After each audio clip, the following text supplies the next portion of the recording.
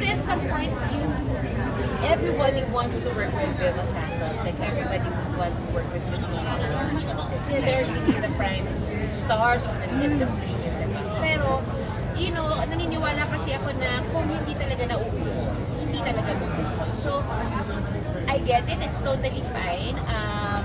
Probably, naniniwala din naman ako na sinabi ni Ate Tina, there'd be another project that's really meant for us. And I'm holding on to that. Kumbaga, naniniwala ako na may isa mas magiging magandang proyekto na talagang meant para sa atin. At so, tinawagan ka niya?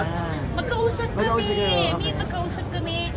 She didn't have to, but nag-apologize pa siya. But she congratulated us and Miss Nanay LP for the movie. Pagkarang, grabe naman tong artistang to, si Vilma Santos na to, and nag-explain pa siya, hindi naman kailangan, wala namang kailangan, nasa isang industriya lang tayo, and it happens, hindi naman bago yung ganito, di ba?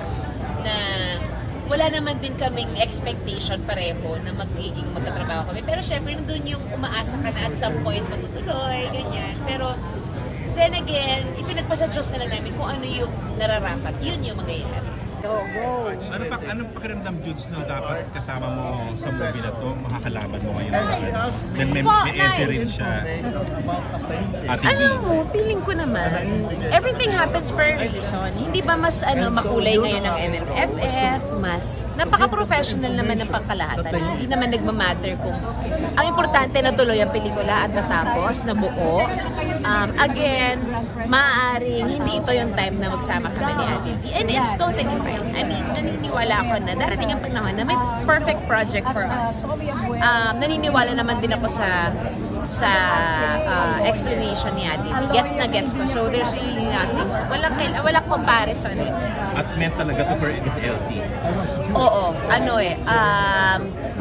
Sa akin naman, kung kanina nag-land yung role, ibig sabihin, siya yung perfect sa akin. Diba? And when I saw the trailer of Uninvited, oo nga, tama yung desisyon ni Ate V. Napakaganda nung trailer, ang intense nung character niya. And I think as an actor, naiintindihan ko siya. Naiintindihan ko kung bakit naging ganun yung decision. Siyempre, let's get this out of the way. Kasi di ba, nabalita naman talaga, originally, it was intended for Ate V, yung role. How do you feel na sa'yo napunta yung role? Papasalamat ako kay Ate V, siyempre. Unang-una. At maraming salamat. Pangalawa, nagpapasalamat ako kay Atty. Joji at kay Direk Chito na ako yung naisip nila para sumunod na choice nila for Ate V's role. Yun. Yun na. Anong gusto mo yung role ko? Hindi ko pwede masyado i-reveal yung role ko eh. Pero yung role ko po dito ay nanay ni Juday. At kung sa pagbigay ng buhay sa role ko as Rosa, masasabi ko lang humuhugot ako sa napakagagaling na mga kasama ko. Kay Juday, most especially kay Juday, sa kanya ako humuhugot talaga ng lahat ng mararamdaman. Bali siya yung action, ako yung reactionary sa bawat binibigay niya. And same thing with Chanda. Meron ng eksena dito, hindi naman ako masyado kasi masalita na ito sa pelikula. So, meron ako eksena, nanunood lang ako sa kanila, kay Janice, kay Kian, kay Mon, kay Juday, kay Chanda, nanunood lang ako sa kanila.